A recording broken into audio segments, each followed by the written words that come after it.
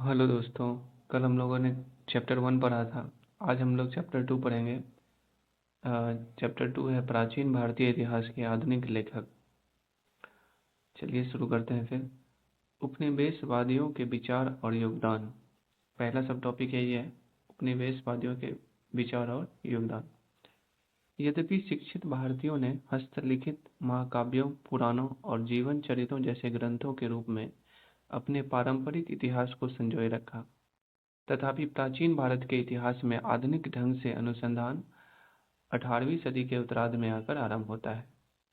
Britain वालों ने जब यहाँ शासन कायम किया, तब उन्हें औपनिवेशिक प्रशासन के हित में इसकी आवश्यकता प्रतीत हुई। जब 1765 में बंगाल और बिहार ईस्ट इंडिया कंपनी के शासन में आया, तब शासकों को हिंदुओं के उत्तराधिकार की न्याय व्यवस्था करने में कठिनाई का अनुभव हुआ। अतः 1776 में सबसे अधिक प्रामाणिक मानी जाने वाली मनुस्मृति का अंग्रेजी अनुवाद a code of Gentoo laws. Manusmriti का अंग्रेजी अनुवाद क्या है? A code of Gentoo laws के नाम से कराया गया।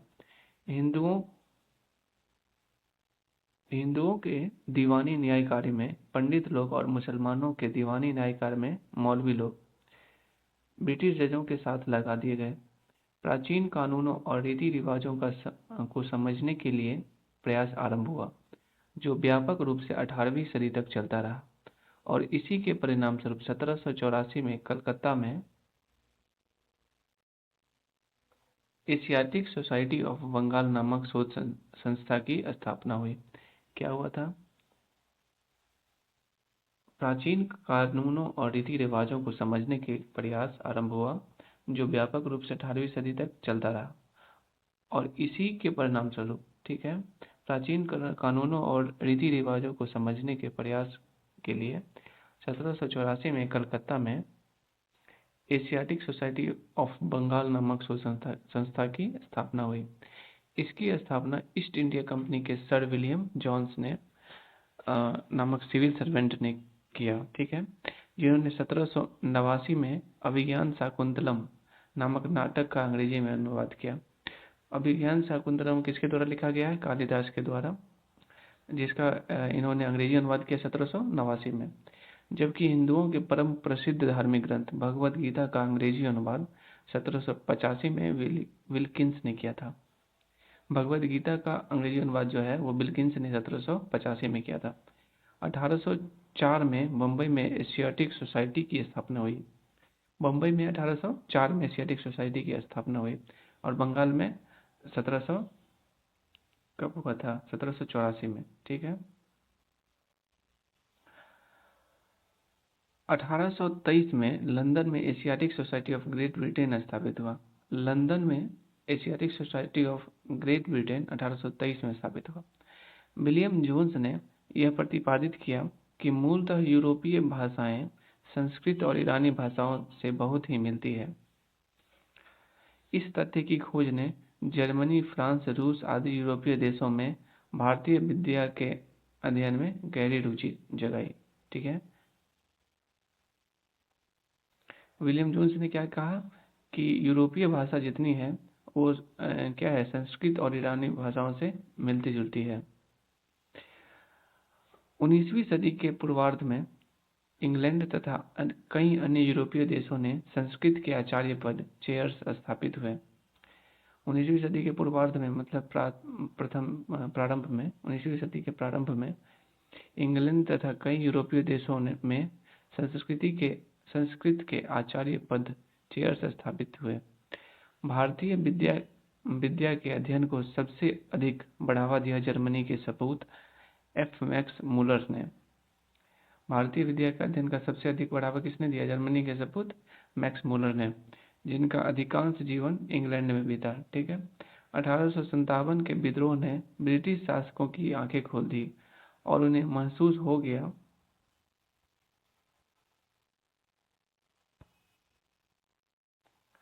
कि जिन विदेशी लोगों पर उन्हें शासन करना है, उनके रीति रिवाजों और सामाजिक व्यवस्थाओं को उन्हें गहन ज्ञान प्राप्त करना होगा। इसी तरह क्रिश्चियन मिशनों के धर्म प्रचारकों ने भी हिंदू धर्म की दुर्बलताओं को जानना आवश्यक समझा ताकि वे धर्म परिवर्तन करा सके और इसके द्वारा ब्रिटिश साम्राज्य को मजबूत बना सके। इन आवश्यकताओं की पूर्ति के लिए मैक्स मुलर के संपादकत्व में विशाल मात्रा में प्राचीन धर्म ग्रंथों का अनुवाद किया गया। ये अनुवाद sacred books of the east series में कुल मिलाकर 50 खंडों में, जिनमें कई खंडों के अनेक भाग भी हैं, प्रकाशित हुए हैं। यद्यपि इस सीरीज में कुछ चीनी और ईरानी ग्रंथ भी शामिल किए गए हैं, पर वास्तव में प्राचीन भारतीय धर्म ग्रंथ ही प्रमुख है। उपयुक्त अनुवादों की प्रस्तावनाओं में और उनके आधार पर लिखी गई पुस्तकों में पाश्चात्य विद्वानों ने प्राचीन भारत के इतिहास और समाज के स्वरूप के बारे में कई सामान्य निष्कर्ष स्थापित किए हैं। उनका मत है कि प्राचीन भारत के लोगों को इतिहास का विशेषतः काल और तिथिक्रम का बोध नहीं था। वो लोग कहते हैं कि प्राचीन भारत के लोग का इतिहास का ज्ञान तो था ही कम, उसके साथ साथ तिथिक्रम का बोध नहीं था। उन्होंने यह भी कहा है कि भारत के लोग स्वेच्छाचारी शासन के आदी रहे हैं और वे आध्यात्मिक या पारलौकिक समस्याओं में ही डूबे रहे और अहलौकिक समस्याओं की चिंता नहीं करते थे। जाति प्रथा या वर्ण व्यवस्था को सामाजिक भेदभाव का भारी कुचक्र माना गया। पाश्चात्य विद्वानों ने दृढ़तापूर्वक कहा कि भारतवासियों को न तो राष्ट्रीय भावना का एहसास था, न किसी प्रकार के स्वशासन का अनुभव। ऐसे बहुत सारे निष्कर्ष विंसेंट आर्थर स्मिथ की पुस्तक अर्ली हिस्ट्री ऑफ इंडिया में प्रकाशित किया गया। उन्होंने प्राचीन भारत का यह पहला सुव्यवस्थित इतिहास 1904 में तैयार किया है। सबसे पहले किसने सुव्यवस्थित इतिहास किसने लिखा था? The early history of India पुस्तक में लिखा था विंसेंट आर्थर स्मिथ ने। उन्होंने यह पुस्तक उपलब्ध स्रोतों के गहन अध्ययन के आधार पर लिखी और इसमें राजनीतिक इतिहास को प्रधानता दी। यह लगभग 50 वर्षों तक पाठ्य पुस्तक का काम देती रही और आज भी विद्वान लोग इसका उपयोग करते हैं। इतिहास के प्रति स्मिथ की दृष्टि साम्राज्यवादी थी। इंडियन सिविल सर्विस के निष्ठावान सदस्य के रूप में उन्होंने भारत में विदेशियों की भूमिका को उजागर किया। उनकी पुस्तक के 1/3 भाग में केवल सिकंदर का आक्रमण वर्णित है। इसमें भारत को स्वेच्छाचारी शासन वाला देश कहा गया है, जिसे ब्रिटिश शासन की स्थापना से पहले कभी राजनीतिक एकता का अनुभव नहीं हुआ था। उन्होंने लिखा है, वस्तुतः भारतीय इतिहासकारों का सरोकार शासन के एकमात्र स्वरूप तानाशाही से ही है। उनका मानना था कि भारतीय इतिहासकारों का सरोकार शासन एक ही प्रकार के शासन जानते हैं, कौन सा? तो तानाशाही। सारांश यह कि ब्रिटिश इतिहासकारों ने भारतीय इतिहास की जो व्याख्या की है उसका लक्ष्य था भारत के चरित्र और उपलब्धियों को नीचा दिखाना और विदेशी शासन को न्यायोचित ठहराना। इनमें कई निष्कर्ष कुछ मान्य भी प्रतीत होते हैं। उदाहरण के लिए चीनियों की तुलना में भारतवासियों ने तिथिक्रम का कोई प्रबल बोध नहीं दिखाया है। हालांकि आरंभिक अवस्था में कुछ महत्वपूर्ण घटनाओं का निर्देश गौतम बुद्ध की मृत्यु से किया हुआ मिलता है। फिर भी इन इतिहासकारों द्वारा प्रतिपादित निष्कर्ष या तो भ्रांत है या अतियुक्तिपूर्ण। ऐसे निष्कर्ष तो ब्रिटिश तानाशाही को कायम रखने की अच्छी प्रचार सामग्री का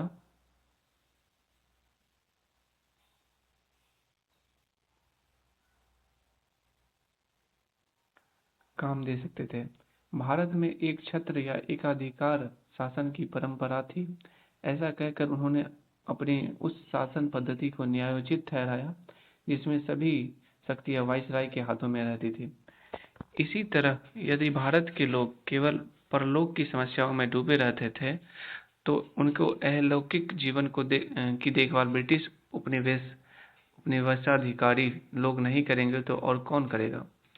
भारतवासी जिन्हें अतीत में स्वशासन का कभी अनुभव ही नहीं रहा, भला वर्तमान काल में अपना शासन आप कैसे कर पाएंगे? ऐसे सभी निष्कर्षों की भीतरी नीयत यही दिखाना था कि भारतवासी अपना शासन करने में असमर्थ है। अब राष्ट्रवादियों की दृष्टि और योगदान।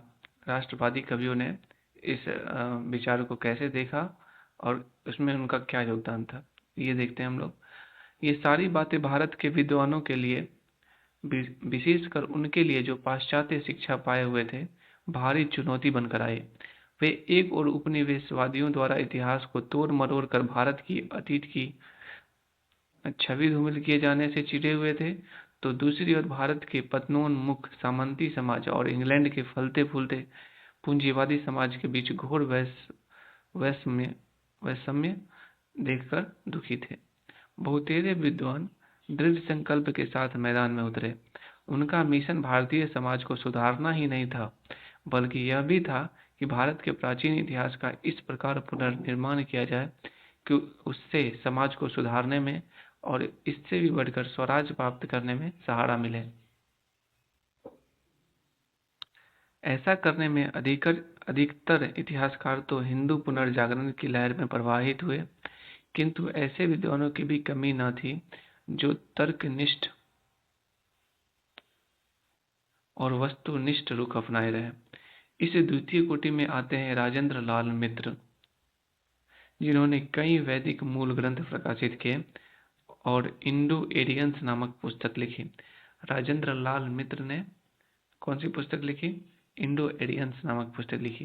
प्राचीन परंपरा के परम प्रेमी लाल ने प्राचीन समाज को तर्कनिष्ठ दृष्टि से देखा और एक जबरदस्त पुस्तिका लिखकर यह सिद्ध किया कि प्राचीन काल में लोग गोमांस खाते थे। कुछ अन्य विद्वानों ने यह सिद्ध करने का प्रयास किया कि अपनी विशेषताओं के बावजूद वर्ण व्यवस्था श्रम विभाजन पर आधारित उस वर्ग प्रथा से मूलतः भिन्न नहीं है जो यूरोप के प्राक औद्योगिक और प्राचीन समाजों में पाई गई है। महाराष्ट्र में रामकृष्ण गोपाल भंडारकर और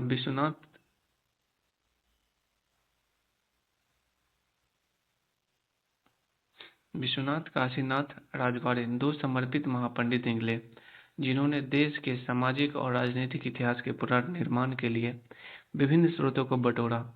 आरजी भंडारकर ने सातवाहनों के दक्कन के इतिहास का और वैष्णव एवं अन्य संप्रदायों के इतिहास का पुनर्निर्माण किया। आप महान समाज सुधारक थे और अपने शोधों से विधवा विवाह का समर्थन किया और जाति प्रथा एवं बाल विवाह की कुप्रथा का खंडन किया। वी.के. राजवाड़े विशुद्ध अनुसंधान की धुन में संस्कृत की पांडुलिपि और मराठा इतिहास के स्रोतों की खोज करते हुए महाराष्ट्र में गांव-गांव घूमे और ये स्रोत 22 खंडों में प्रकाशित हुए। उन्होंने लिखा तो अधिक नहीं, किंतु 1926 में उन्होंने मराठी में विवाह प्रथा का जो इतिहास लिखा वह सदा चोटी पर रहेगा, क्योंकि वह वैदिक तथा अन्य शास्त्रों के ठोस आधार पर खड़ा है।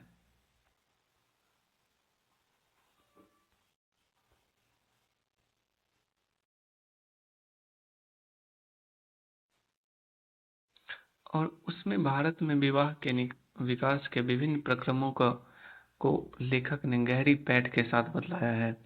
पांडुरंग वामन काने संस्कृत के प्रकांड पंडित और समाज सुधारक हुए। पांडुरंग वामन काने, उन्होंने विद्वता की चली आ रही परंपरा को आगे बढ़ाया। उनका विशाल कीर्ति स्तंभ हिस्ट्री ऑफ धर्मशास्त्र किसने लिखा है? पांडुरंग वामन काने ने, जो वर्तमान सदी में 5 खंडों में प्रकाशित हुआ है।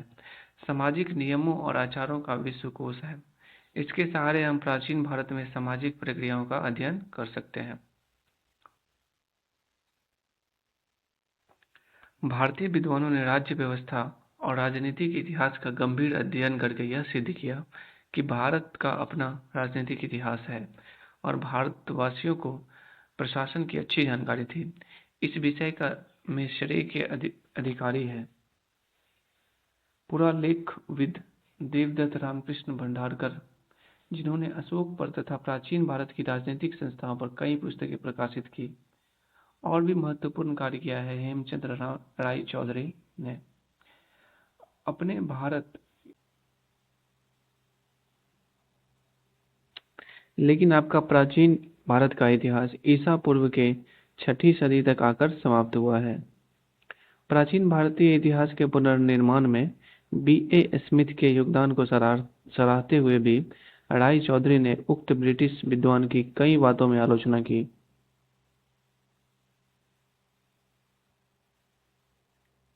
आपके लेख त्रुटिहीन विद्वता के द्योतक हैं, किंतु जहाँ आप अशोक की शांति नीति की आलोचना करते हैं, वहाँ घोर ब्राह्मणवाद का आग्रह प्रकट हो जाता है।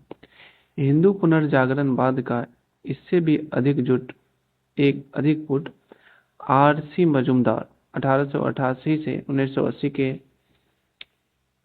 इनका जीवन काल रहा के लेखों में मिलता है, जो बहुत लिखने वाले थे और उनके अनेक खंडों में प्रकाशित history and culture of Indian people के महासंपादक थे।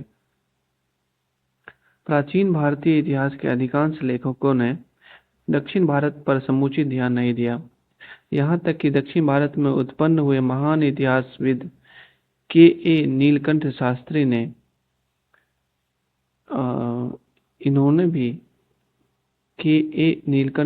ने अपने ए हिस्ट्री ऑफ एंशियंट इंडिया में इसी मार्ग का अनुसरण किया।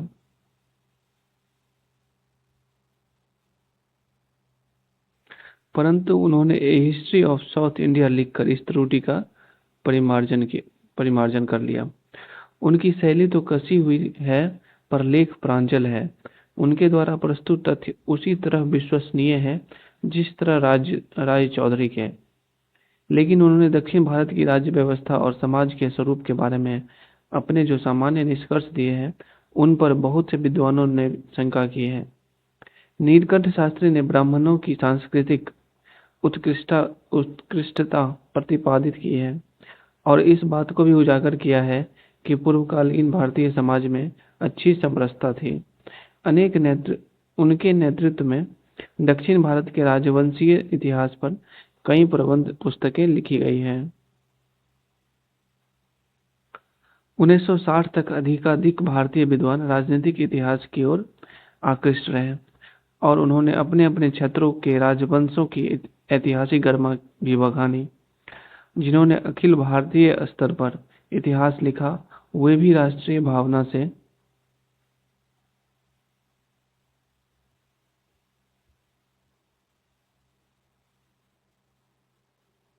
प्रभावित रहे।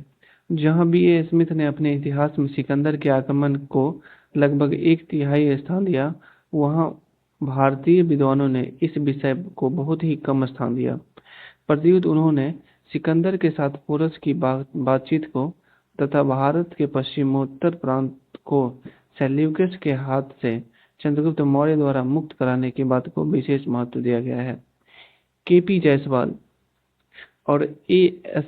अल्तेकर जैसे कुछ विद्वानों ने देश को शकों और कुषाणों के शासन से मुक्त कराने में भारतीय राजवंशों की भूमिका बढ़ा चढ़ाकर दिखाई और इस बात को नजरअंदाज कर दिया कि मध्य एशियाई तथा कुछ अन्य कबीले भारतीय जीवन के अविभाज्य अंग हो गए थे और भारत से संपत्ति लूटकर अपने मूल देश नहीं ले गए। फिर भी K.P. जायसवाल का सबसे बड़ा श्रेय यह है कि भारतीय स्वैरतंत्र तानाशाही की कपोल कल्पना का उन्होंने ही अंत किया। फिर भी K.P. जायसवाल का सबसे बड़ा श्रेय क्या है कि इन्होंने तानाशाही भारतीय स्वैरतंत्र की कपोल कल्पना का अंत किया। 1910 से 12 के बीच उन्होंने कई लेख प्रकाशित करके यह सिद्ध किया कि प्राचीन काल में यहाँ गणराज्यों का अस्तित्व था, जो अपना शासन आप ही चलाते थे। उनके मंतव्य 1924 में हिंदी पॉलिटी नामक पुस्तक के रूप में प्रकाशित हुआ। उनका मंतव्य जो है 1924 में हिंदू पॉलिटी नामक पुस्तक में प्रकाशित हुआ। यद्यपि जायसवाल पर यह आरोप लगाया जाता है कि उन्होंने प्राचीन संस्थाओं पर आधुनिक राष्ट्रीय भावना की कलई चढ़ा दी है और उन्होंने गणतंत्रीय प्रशासन को जो रूप प्रस्तुत किया है, उस पर UN घोषाल सहित बहुत से लेखकों ने आपत्ति की है।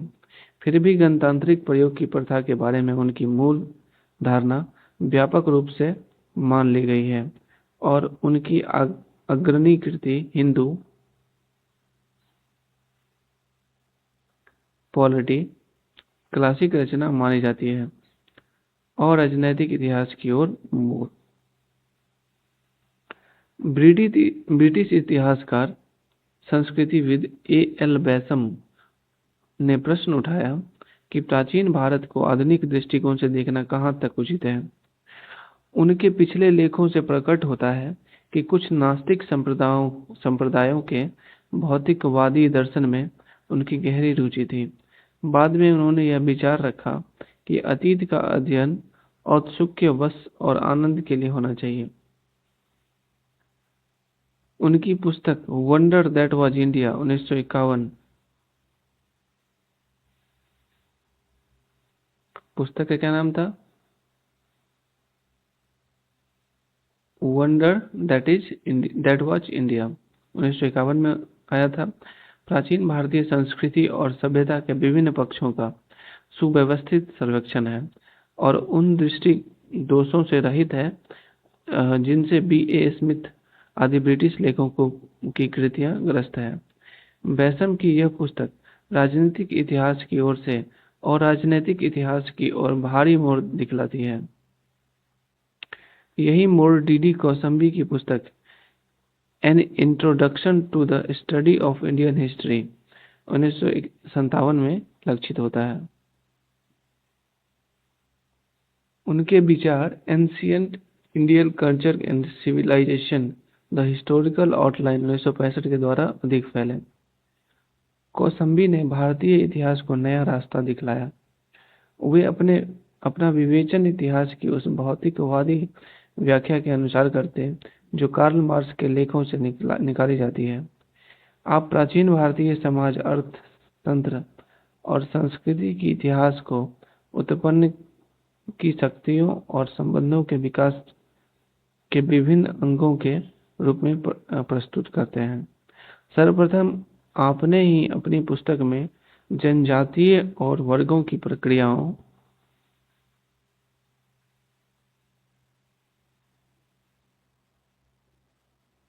की दृष्टि से सामाजिक और आर्थिक विकास की अवस्थाओं का सर्वेक्षण किया। आपकी आलोचना बैसम सहित अनेक विद्वानों ने की है, लेकिन आपकी पुस्तक का उपयोग फिर भी व्यापक रूप से होता रहा है। पिछले 25 वर्षों के बीच प्राचीन भारत पर काम करने वाले विद्वानों की कार्य प्रणालियां और दिशा निर्देशों में महान परिवर्तन हुआ है।